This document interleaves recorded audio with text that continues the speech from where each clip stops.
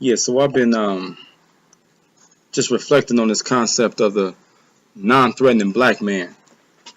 And as I sit here and I just think about it, I was sitting there talking about it during the Super Bowl about that concept of non-threatening black man. And the question is, non-threatening to who?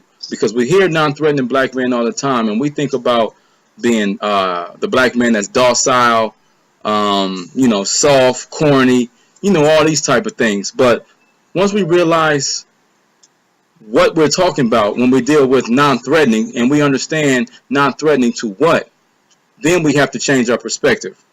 So the question is, non-threatening to who? And the answer is non-threatening. When we say non-threatening black man, we're talking about being non-threatening to the system of white supremacy, being non-threatening to white supremacists. So when we talk about that and we think about it from that perspective, we have to understand that there's two sides to that coin.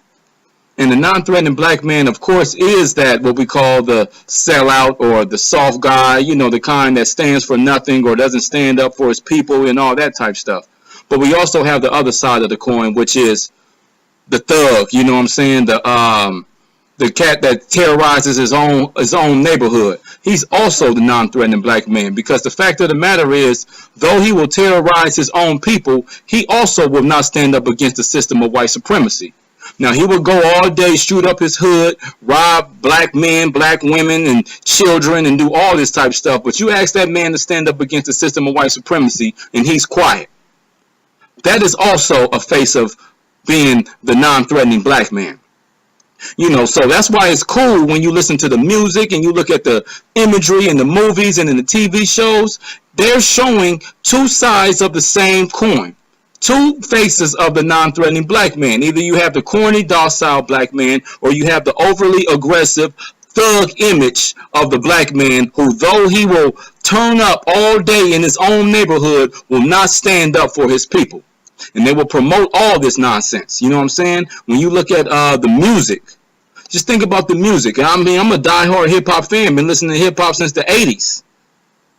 And at the end of the day, all the gangster stuff that I love, all the hood stuff that I love, all the street music that I love, all of it, at this point in time, that's getting promoted, is about destroying our own neighborhoods. You know what I'm saying? It's about destroying our own people. Matter of fact, once you become famous and you make it and you, whatever it's called, whatever that is, they want to know how much terrorism, how much destruction have you brought to your own community before you even have a voice in the record business. They want to know, are you a gangster?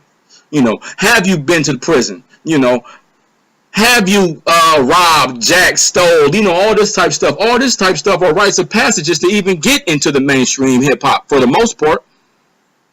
So the non-threatening black man has two sides. That's just my point of view of it. So at the end of the day, as hard as this cat may seem in his videos, or as hard as he may seem in his movies, or whatever it is, or in his interviews, he never stands up against the system of white supremacy, which makes him just as non-threatening as the docile Uncle Tom Sambo that many of us ridicule in the black community. My name is K-Rahn Valentine, and I'm out. Live above the hype.